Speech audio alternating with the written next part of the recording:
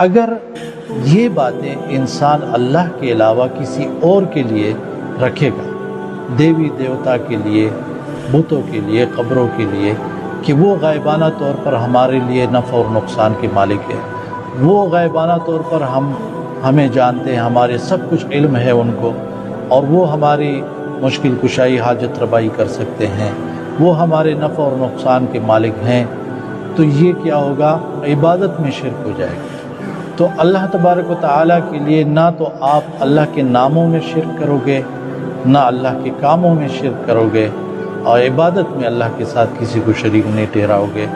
اللہ کی جو صفات ہے اس میں اللہ کے ساتھ کسی کو شریک نہیں ٹھہراؤ گے، اور کچھ کام اللہ نے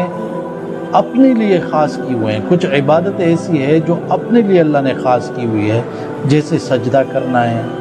رکوع کرنا ہے، غائبانہ طور پر اللہ سے دعا مانگنا ہے، تو یہ سارے کام صرف اللہ سے کرو۔ آپ اگر کسی اور کے ساتھ اس طرح معاملہ کرو گے تو وہ آپ عبادت میں شرک کے مرتکب ہوں گے۔